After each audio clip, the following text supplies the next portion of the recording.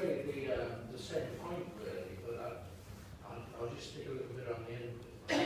You might have noticed, but there's been a bit of a fuss about the hospital over the last 10 minutes. Right?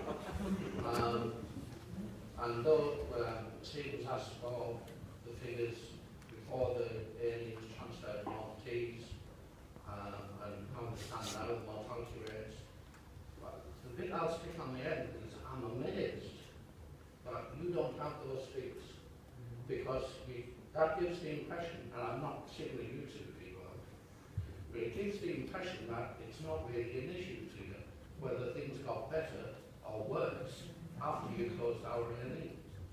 It doesn't seem to be your thought processes, and it should be, considering all the fuss that there's been on it. So yes, go and get the figures, wherever they are, but I think people would like to know, when the A&E was closed and when the rest of the services were moved, did it get better or did it get worse? And if you can't tell us that answer now, then I think you should be a little bit embarrassed.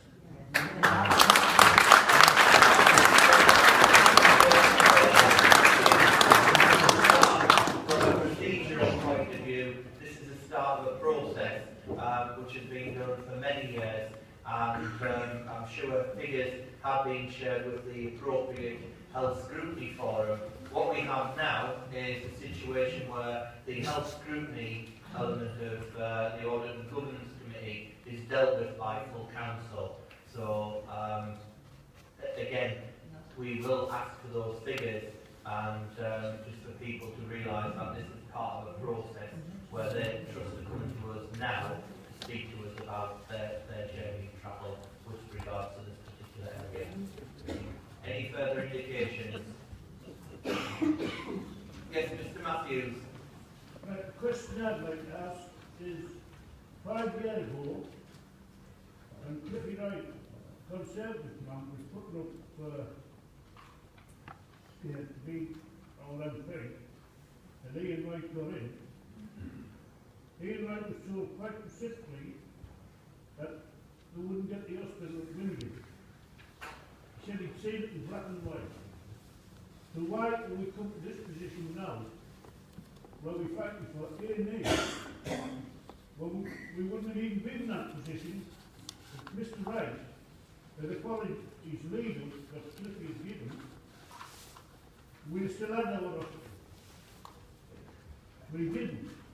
Mr. Wright, Ian Wright, is now jumping on the bandwagon, trying to get our services back, what we shouldn't have even lost. And that's all I've got to say.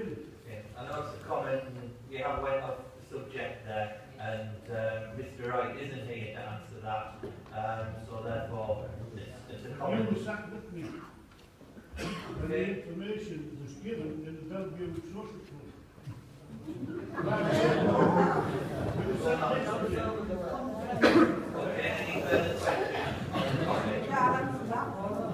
Excuse me, but to be sure, a little bit of respect here. This is not a bear pit, and I will not tolerate rudeness. Any further questions? I'm just wanting to finish that. I've asked for questions. It's not relevant, Mr. Matthews, and you know it's not, so we need to discuss the issue we're dealing with today. Any questions on the actual issue? You have already spoke, sir, so I'm going to check if there's anyone who hasn't spoke who wants to speak. No. I'm going to make you the last speaker then, sir. It doesn't matter about that. Sorry, just before you do, Angela, there's a gentleman just there who wants to speak, and then I will come back to you and we will end the session. Sure, I've got a sheet from Hartlepool Health Watch regarding hospital cancellations. Would that be outside the remit of your, so that there's like smudging figures? Okay. Is this form which you, or the data set which you're using, is it allied and similar to Dr. Foster's generation as identified with Bruce Gill? Is it just only internal, or is it similar to all the nation's sheet? Dr. Foster created the NHS map, which is whichever organisation in the country can decide whether or not to use Dr. Foster NHS map, but but there's other benchmarking tools as well. But HSMR and SHIMI are both national benchmarking tools recognised throughout the country. So each trust has a HSMR figure and has a SHIMI figure. So you extract the formulation from Dr. Foster's into yours, so we can see the similarities and differences. Yeah, it's naturally standardised. Thank you. Tied that with the costs, which is obviously revealed as how you treat someone. So a drug set, this type of drug set would be 3 times the cost of that drug set. So would that be inside how you create the your data set? It's outside, is it? Yeah. The Dr. Foster has a certain number of case mixes, so they've got like 5 or 6 elements that goes into them. SHIMI has an expanded version of those case mixes as well. One goes from gender, sex, deprivation, one includes palliative care. A cost set Is not included within it. It's not part of the case mix. and it's all is it available It'll be in the quality accounting stuff. the terms of the The information will be there regarding the SHIMI, HSMR, benchmark north-east-wise, benchmark nationally, to show where we are, values, things like that. It'll be all there, open in the documents, which will be on NHS choices at the end of June. Thank you. And the last one is the gentleman just there. At the meeting at the library, Foster and Garvin said that the doctors wouldn't go to Hartlepool. They said they couldn't get anyone to go there, and that's why they would shut it, because no doctors would go there. Is this true?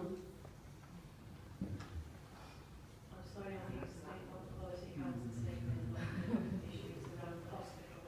But what I will say is we have got some excellent clinicians who have transferred from the Hartlepool site to the North East site, and we still have excellent clinicians who come back and until they've got some services on the Hartlepool site, which is what I referred to at the beginning of my answer to the first colleague this evening. Okay, thank you very much. We will now end the public participation part of the meeting, and we will now move to members of the council. Councillor Riddle. Thank you, Chair. Initially, I just wanted to clarify. Order. I made the same point the Chair made about we're very grateful that you're here today to answer this. We realise it's a very important issue. Being from high in this town about this, but I respect the fact that you're here and we'll try to pull all the arguments across in the call and money. Going back to the presentation, which is 28 pages long, the significant factor within it, which has clearly been identified by various members of the here tonight, is that in a nutshell, more people are dying in the hospitals, and more people are dying within 30 days of discharge from those hospitals than is acceptable with our international averages. Can I just clarify the reason that was given for that? I think, and I don't want to put words in your mouth, but I think what was said is that more people are arriving at those hospitals closer to death than in other areas of the country. Is that the answer? No, Councillor. Councillor, what I did say was when we reviewed some of our healthcare records of those patients who have died within our hospital, there are a large number of them. I'm not saying it's higher than the national average, that's just one thing that we are looking at. So could you maybe expand on what you think the other things are that are contributing to the higher mortality rate, aside from the rising, in a state what are the other factors? Some of the other factors is a lot of work that keeps being done with our clinical codes and with our clinicians. Within our documentation, our clinical codes can only code from the healthcare records, and what is written within our healthcare record, if it isn't written, it cannot be coded. So if I give you a scenario or an example whereby one of our expert clinicians, a gastroenterologist, has cared for somebody who's on the life care pathway or at end of life, but doesn't write that he has taken specialist palliative care advice from a number of doctors, then they can't call that as specialist palliative care.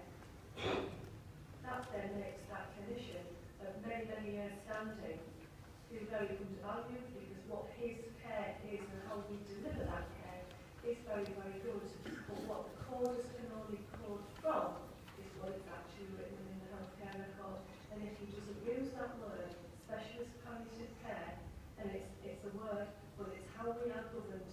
within the ISC codes for codes that we have to use.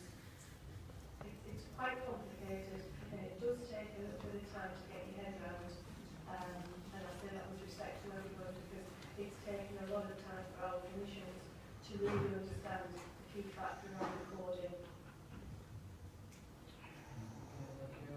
Councillor Thompson.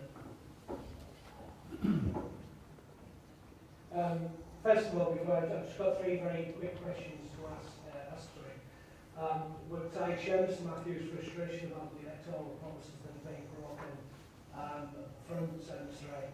Thankfully, good people at Hartlepool kicked off his campaign on Saturday in full swing. Anyway, the 3 very quick questions are, how will members of the public that are here tonight find out the responses that we've been to on a number of occasions? We'll get the information, we'll get back to you. How will everyone in the audience tonight be communicated with? Secondly, we've been talking a lot about mortality rates and expected deaths, and I think it's a borrowed phrase to use, expecting that people will die. And it's a sad condemnation on our culture now where we expect that, we expect people to go into hospital, we expect them to die. Can I ask, what exactly is the number of people? We talked about being a higher than average mortality rate, but brass tacks, how many people do we expect to die for going into our hospitals? Quantity numbers, please. And then finally, we talked about each time that there's been a death. We have a full root and branch review of it.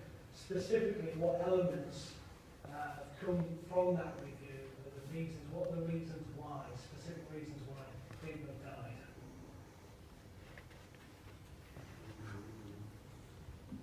To give the committee the themes this evening will be very difficult. I've given you one example, which is about patients who come to us within 1 or 2 days of their life.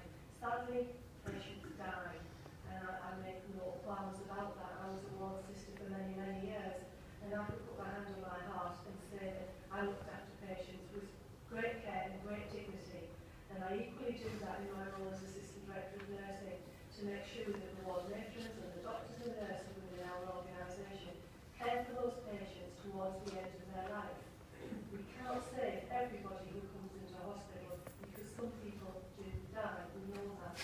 Therefore, when Keith makes reference to expected death, that goes on the basis of projected expected death per 1,000 population.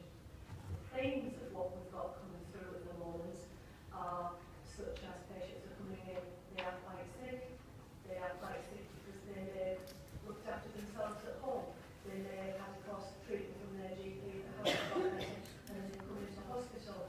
None of these patients would have had any different care had they been at Hartlepool from what they're getting at North Tees. In effect, what they're getting at North Tees is a good standard of care because we've got the full existence of our critical care services and our emergency care physicians, along with our receiving surgeons. And I think the other question is about the local authority, how we can ensure everybody is given the information. I would seek advice from our Assistant Chief Executive, but I would imagine we'd be able to put this on the website and make any arrangements for our democratic services teams to disseminate that information. Yes, Chair,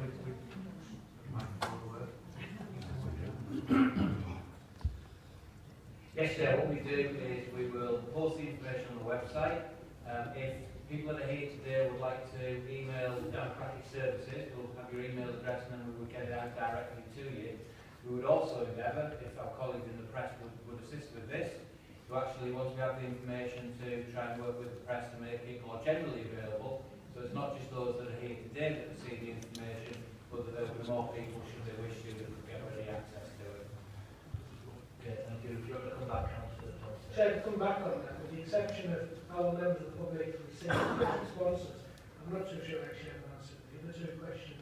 So I presume that'll be something that's posted out with the rest of the information. So for the minute, specifically, what the exact number of deaths that we expect in Hartlepool and North East Hospital, and what the elements that lead to those findings.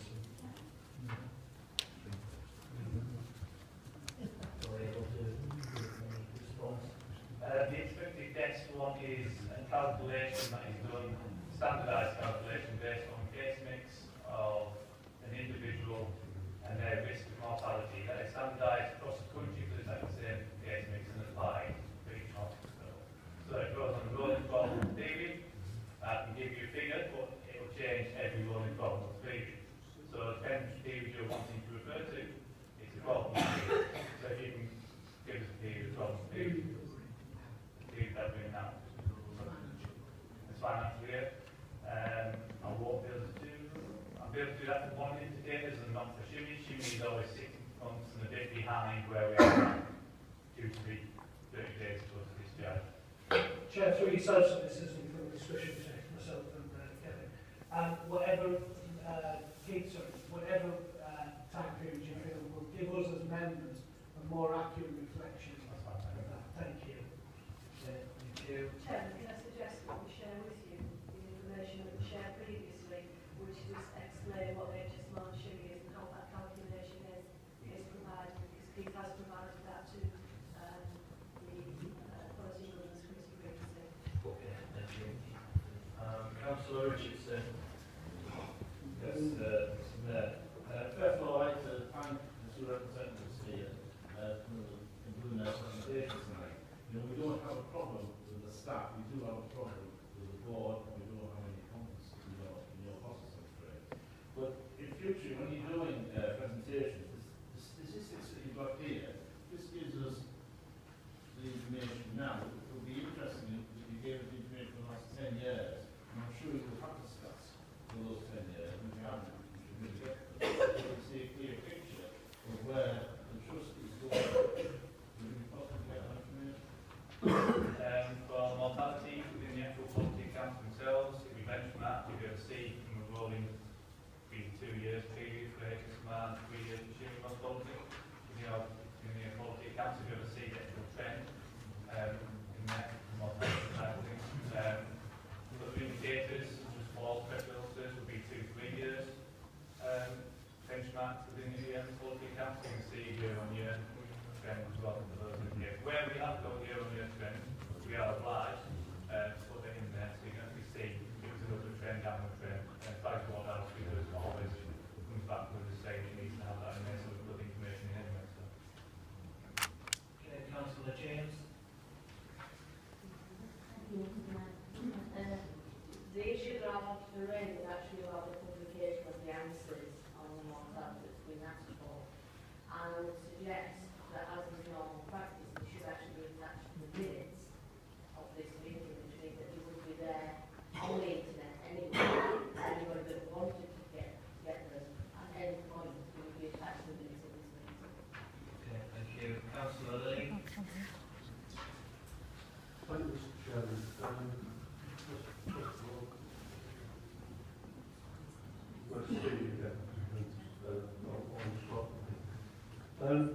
The issue about DNA and the family and friends tests within DNA.